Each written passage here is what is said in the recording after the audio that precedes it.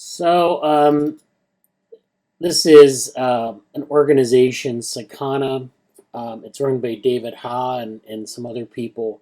This is one of their graphics from social media. So if you know, as you know, in Japan, they're very fish oriented. Their cuisine has a lot of fish in it, and like the emperor at one time was an ichthyologist. So it's very fish oriented culture. So they have the fish theme here of fish working on Fish Warrior, and they're coding AI agents, and they're in an arcade where they're playing Corewar. And if you're familiar with Corewar, this is a simple game that was developed back in the early 60s. It has this deep history in computer science. And Corewar is a game where you pit little programming agents against one another, and they compete for computational resources, and they have interesting behaviors when you do that, when you build this kind of a setting. And so the core war is a war over coding resources, or core, memory resources. So the agents will fight over memory and getting the memory they need to execute their program. And this has been instantiated in a lot of different ways. A lot of different groups worked on Corewar from the 60s forward. Um, in the 80s, they codified some of the rules for Corewar. And of course, the Avita platform, the artificial life platform, is based on this basic idea of agents competing for resources in core memory. The movie Tron, of course, was based on this idea that there's a CPU, and that there's a sort of almost social hierarchy built around the CPU. So that's a real interesting kind of history here, in a lot of ways. And so Sakana apparently is Japan's answer to OpenAI. Japan wants to be competitive in AI. I mean, Japan has a very rich history in robotics, but they want to have like their own open AI. So this is their website, Sakana AI. This is so they're in Tokyo, and they want to democratize AI in Japan. So I don't know if that's necessarily being just like OpenAI, but that's their goal. So they have a blog. Their blog has a number of interesting things on it. This is the Digital Red Queen, Adversarial Program Evolution in Corewar with Large Language Models. This is actually a new post. Um, that's an interesting title. But basically, they're playing Corewar. They're using large language models, and they're basically evolving programs by getting the different large language models to compete with one another and have these battles.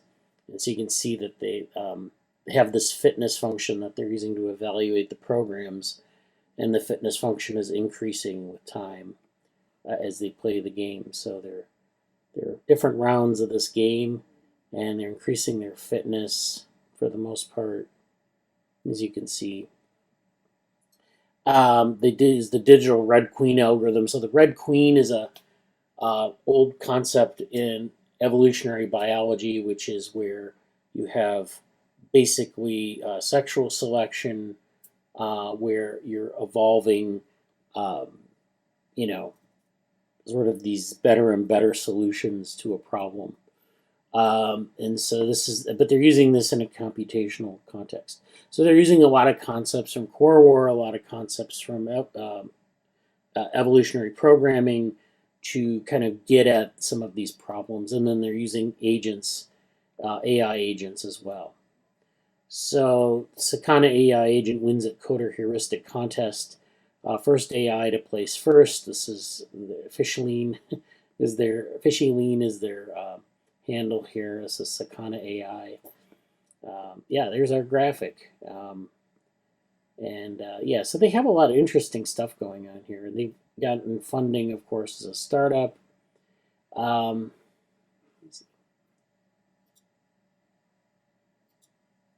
So this is their AI scientists. They've done some work on AI scientists towards fully automated open-ended scientific discovery. This is, I don't know if this is like just one group that's doing AI scientists, but their approach is here. So at Sakana AI, we have pioneered the use of nature-inspired methods to advance cutting-edge foundation models. Earlier this year, we developed methods to automatically merge the knowledge of multiple large language models. So they have these methods for sort of having this evolutionary model merge. So it's this post here, evolving new foundation models, unleashing the power of automating model development. So this is, we're pleased to announce that our paper, Evolutionary Optimization of Model Merging Recipes, has been accepted at Nature Machine Intelligence. So this is the link to the publication. Back in March 2024, Sakana AI released Evolutionary Model Merge, which generated some attention in the AI community. It's since been implemented in well-known open source frameworks like MergeKit and Optuna Hub, enabling diverse users to create and publish many unique models. Multiple internal and external teams have been pursuing follow-up research. One example is PsychoQD, which is accepted to ICLR. So they're using evolutionary model merge as sort of one of their core methodologies. So this Nature Machine Intelligence paper is Evolutionary Optimization of Model Merging Recipes, and this has David Haas on this paper with some co-authors. And this is basically where they're merging these large language models together. Large language models have become increasingly capable, but their development often requires substantial computational resources. Although model merging has emerged as a cost-effective, promising approach for creating new models by combining existing models, it currently relies on human intuition and domain knowledge, limiting its potential. Here we propose an evolutionary approach that overcomes this limitation by automatically discovering effective combinations of diverse open source models, harnessing their collective intelligence without requiring extensive additional training or compute. Our approach operates in both parameter space and data flow space, allowing optimization just beyond the weights of individual models. This approach even facilitates cross-domain merging, generating models such as a Japanese large language model with math reasoning capabilities. So the Japanese math large language model achieves state-of-the-art performance on a variety of established Japanese large language model benchmarks, even surpassing models with substantially more parameters, despite not being explicitly trained for such tasks. Furthermore, our culturally aware Japanese vision language model, generated through our approach, demonstrates its effectiveness in describing Japanese culture-specific content, outperforming previous Japanese vision language models. This work not only contributes new state-of-the-art models back to the open source community, but also introduces a new paradigm for automated model composition. It's interesting because we don't think of large language models oftentimes outside of English, because a lot of the large language models, the foundation models that we talk about all the time are English-based. And so, having this here is pretty good. And it just kind of opens a window into that kind of research. So this is interesting. Let's go back to the AI scientist. And if we go back to the AI scientist, we find that so they do this work on merging the knowledge of multiple large language models. They've harnessed large language models to discover new objective functions for tuning other large language models. So they're doing this sort of parameter discovery, or this discovering different equations or discovering different functions given data. So that's also interesting. So in our report, we propose in our report, we propose and run a fully AI-driven system for automated scientific discovery applied to machine learning research. The AI scientist automates the entire research lifecycle, from generating novel ideas, writing any necessary code, and executing experiments, to summarizing experimental results, visualizing them, and presenting its findings in a full scientific manuscript. We also introduced an automated peer review process to evaluate generated papers, write feedback, and further improve results. It is capable of evaluating generated papers with near human accuracy. The automated scientific discovery process is repeated to iteratively develop ideas in an open-ended fashion and add them to a growing archive of knowledge, thus imitating human scientific community. In this first demonstration, the AI scientist conducts research in diverse subfields within machine learning research, discovering novel contributions in popular areas such as diffusion models, transformers, and grokking, which are different areas. Um, and then the AI scientist is designed to be compute efficient.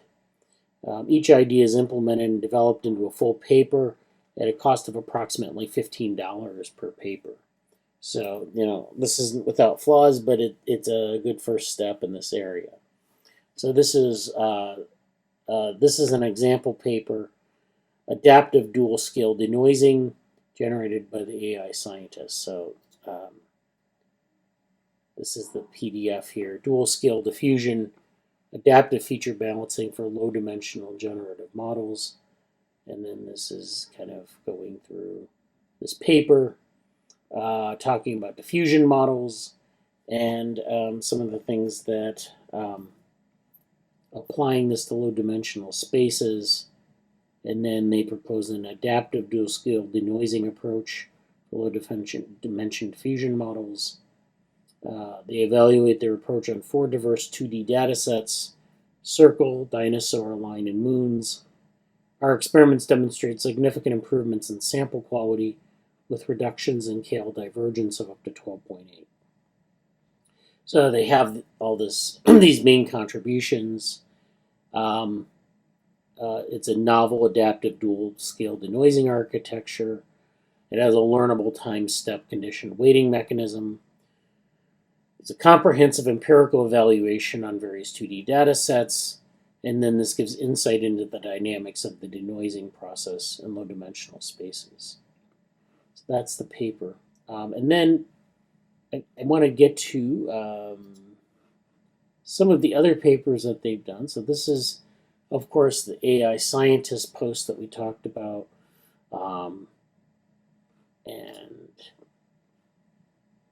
there's this other paper on unlocking grokking. So this is a comparative study on weight initialization strategies and transformer models. So this is the abstract here. This paper investigates the impact of weight initialization strategies on the grokking phenomenon transformer models, addressing the challenge of understanding and optimizing neural network learning dynamics.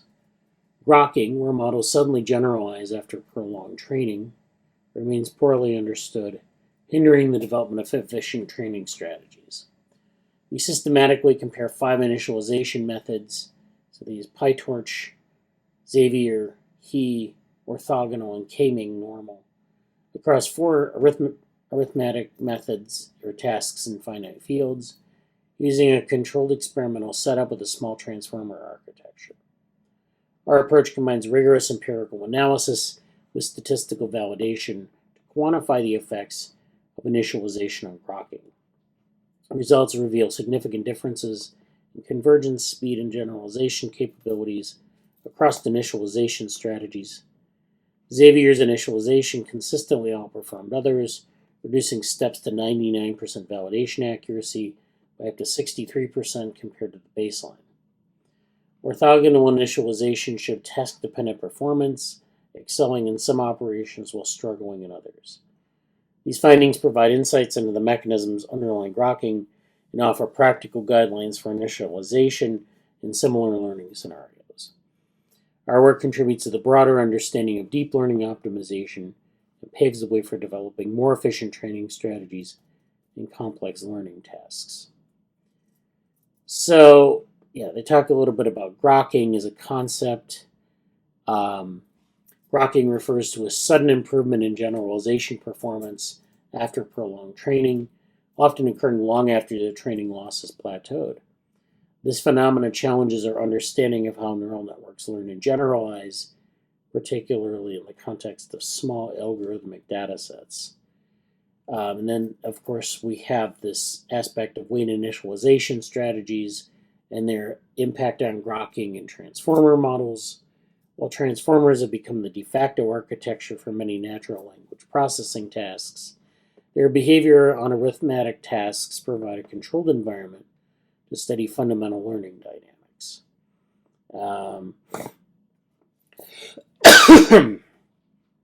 So then this relationship between weight initialization and grokking presents several challenges. One is that grokking itself is a complex phenomena that is not fully understood. So it's hard to really kind of know what to expect in terms of results.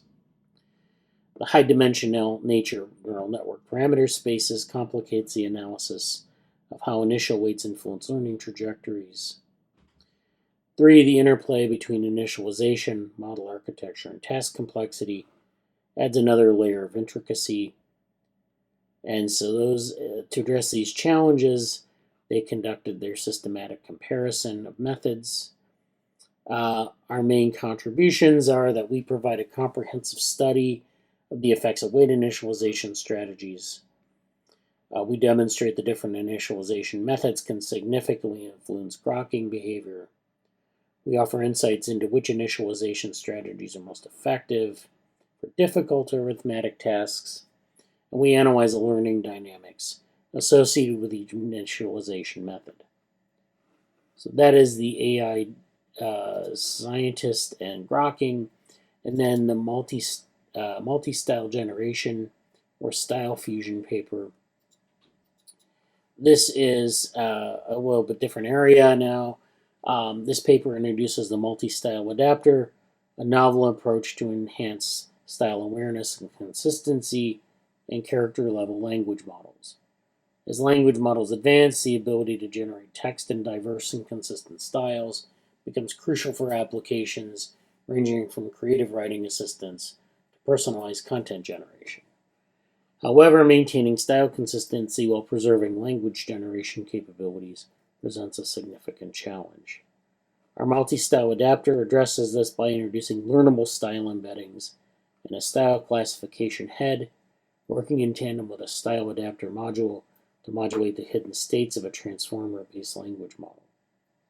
We implement this approach by modifying the GPT architecture, incorporating style adaptation after every transformer layer to create stronger style-specific representations. Through extensive experiments on multiple datasets, including Shakespeare's works, NWiki 8, and Text 8, we demonstrate that our approach achieves high style consistency while maintaining competitive language modeling performance. Our results show that improved validation losses compared to the baseline, with the best performances in NWiki and Text 8. Notably, we achieve near-perfect style consistency scores across all data sets for Shakespeare and NWiki and Text 8. The multi-style adapter effectively balances style adaptation and language model capabilities, as evidenced by the improved validation losses and high style consistency across generated samples. However, this comes at a cost of increased computational complexity, resulting in slower inference speeds, approximately 400 tokens per second compared to 670 in the baseline. This work opens up new possibilities for fine-grained stylistic control and language generation tasks and paves the way for more sophisticated style-aware language models. So this is, thinking about this problem. So this is a problem that is, stated in the literature. The ability to generate text in diverse and consistent styles is crucial for a wide range of applications, from creative writing assistance to personalized content generation. Style-aware language models that can adapt different writing styles, tones, and genres are more versatile and user-friendly. However, implementing style awareness in language models presents several challenges. So capturing and representing diverse styles within a single model architecture, maintaining style consistency while preserving the model's language generation capabilities, and then ensuring the model can generalize the unseen styles and adapt to new contexts without compromising its core language modeling abilities. And so, on multi-style adapter, our multi-style adapter addresses these challenges by introducing learnable style embeddings that capture diverse writing styles, a style classification head for dynamic style inference, and then a style adapter module that modulates the hidden states of a transformer-based language model. So that's that paper. And I think that's a good representative sample of what Sakana AI is doing. I remember what group put out that paper that we reviewed late last year. It was like they were doing evolutionary large language models or something like that. Was it Google? I think Morgan knows this, but it could have been one of the Google AI teams.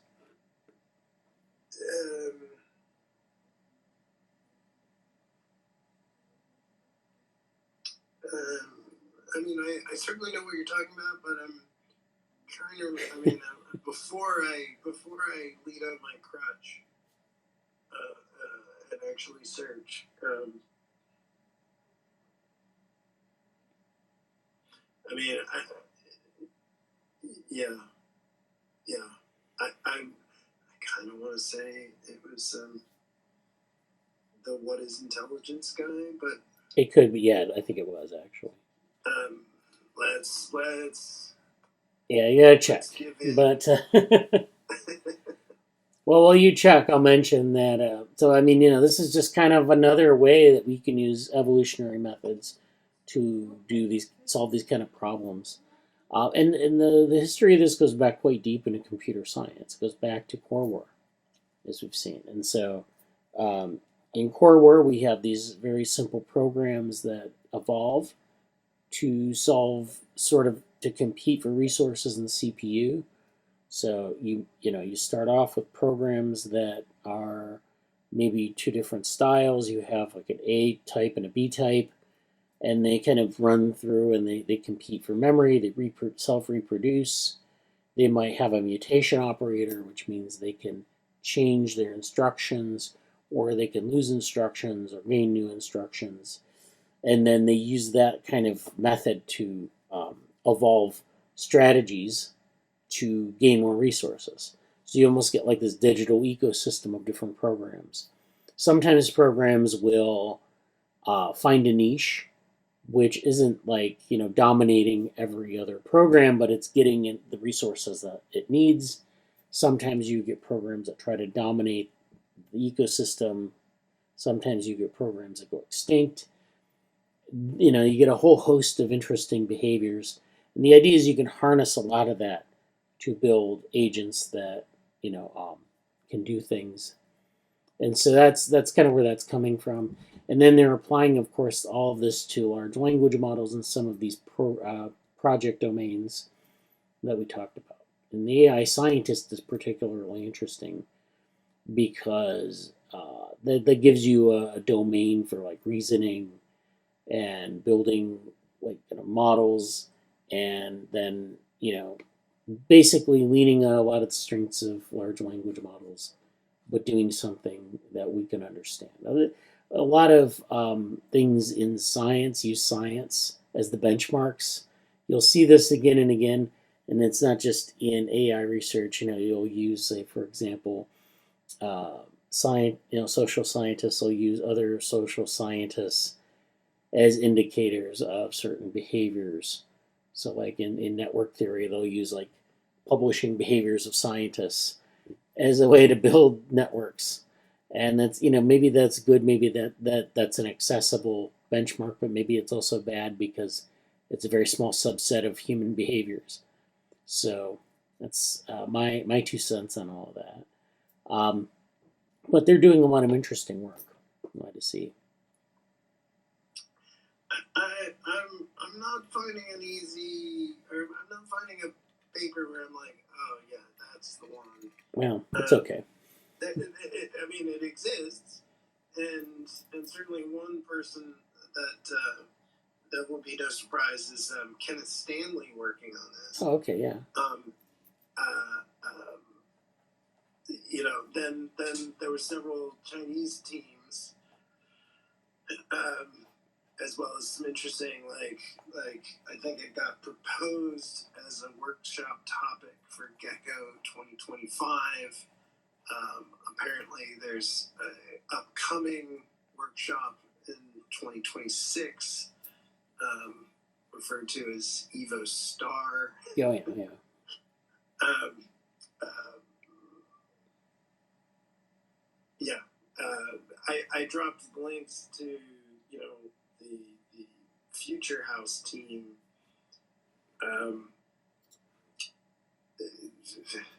not sure they're worth, you know, like it's just one of those like billionaire funded teams where, you know, what if we give a bunch of people who've got, you know, great backgrounds, a lot of money and time to focus on this, and then they spin off a for-profit company. Yeah. Well, Can we wait to see what the output is first? yeah. Well, we do. Really need to pivot already. You know, like before you even showed anything, you need to start charging money. We did make an advance. We started a company, so. Right. Well, yeah. Yeah.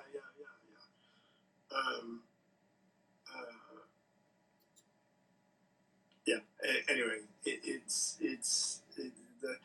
I wanted one of the software projects that I want to do that seems pretty easy, and now with a coding assistant, I think I should be able to pull off is the Brain GPT project, which is like a fine-tuned llama model that has been trained on a bunch of neuroscience cogneuro papers, and I'm really interested to see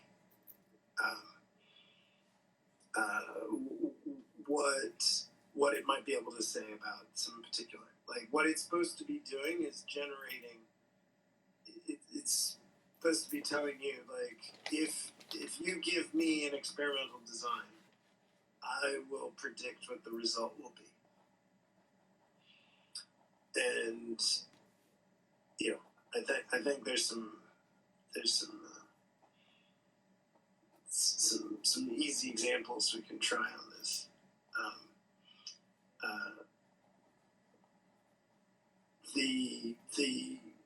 I think it's interesting what the latest kind of like DeepMind math work and the AlphaFold team, and like teams that have gone beyond AlphaFold have been finding, or kind of like how their approaches are different now. But so on the one hand, just the math work, and it's awesome that Terrence Tao is, like, you know, fully embraced. I think he's got a new center that's actually focused on AI scientists. Oh, really? Like work. Yeah.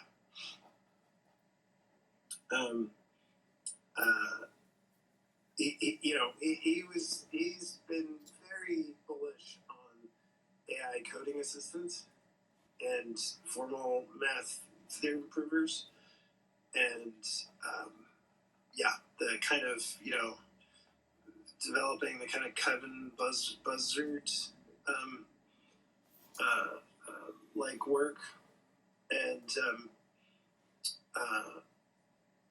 obviously all the foundational language model teams have like fully started embracing lean for that. Like, you know, like can we use can we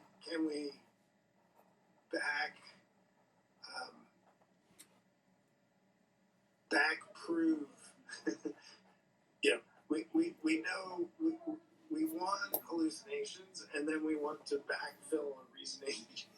Like, we want to validate them. And, so, like, again, like, creativity has hallucinations, right? Yeah. But then, to your point in terms of just, like, everybody's been leaning on a couple areas, right? And so, like, math obviously is one, but then, AlphaFold is, like, one of the first examples where it seemed like, deep learning made this major, again, it blew away a benchmark that had existed for like 30 years. And it was like, it wasn't just like 10% better. It was just destroyed the benchmark, right? Yeah. So that's also been interesting because, of what the teams that have tried to follow it have found, right? So again, just keep on harping on this, like, like, how has human Go changed since AlphaGo? Oh yeah. Right, because it hasn't died. Right. Right, and yeah, I think, as and like, coming back to kind of better code, better education. Yeah. Right, like, it's interesting. I was on chess team as, like, a little kid, right? Like, I can't imagine. Yeah, like the chess programs could be so much more adaptable to the player, and to, like, now talking the student through what's going on in the game, right? Mm-hmm. Like again, like, I'm so old, I can remember when they were just using magnets underneath a big board to actually drag a piece. Like, you still had physical pieces. Yeah. Right. As if that was smart, but like how those strategies, like how how it goes change, and then, in the AlphaFold case, like the data then again becomes a problem, right? That, like AlphaGo kind of made its breakthrough because there was all this data that was kind of like being underutilized, and so there've been some really interesting extensions beyond AlphaFold now, and it is interesting the innovative approaches that have been taken, but at the same time, like so many of the Google DeepMind, AI science discoveries, right, have been absolutely useless. Yeah. And like I'm picking on them because I'm using their tools, and so, like, I'm not biased, right? Like, I'm still using them, right? Like, it's so they've had AI science papers where they've said that we've discovered 100,000 new materials, right? And the problem is that it actually takes humans, like 10 years to actually go through those 100,000 results and be like, this is all crap. Right, yeah. Like human written papers in some ways too, but yeah. Nobody remembers that. Yeah.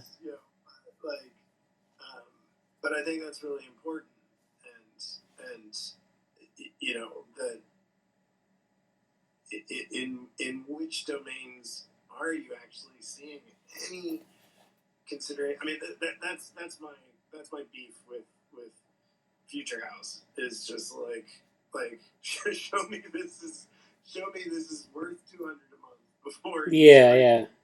like you've got one. I mean, I would love to know what they base this on in terms of just. I think Google was pushing an idea that their AI had discovered a new cancer treatment. You remember this? No. It was like last year. Anyway, yeah. I think you can count on one hand the number of high-profile stories, and each one of them has a lot of controversy. Yeah. or a lot of complexity. Like AlphaFold comes with a lot of complexity. The math is certainly the area where there is a lot of excitement from top mathematicians. Right. Well, I think people see the potential, but it's like, what is the practice going to look like? As well as like they know that I mean I'm being hyperbolic, but but they know math isn't real. Right. Yeah. I mean yeah, sure it's good here. It's a constructed world. Yeah. So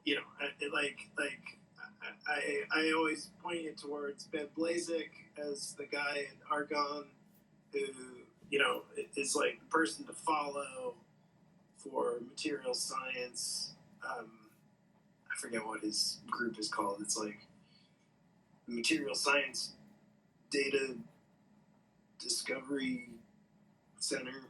Yeah. The Material Science Discovery Center, something like that. Yeah.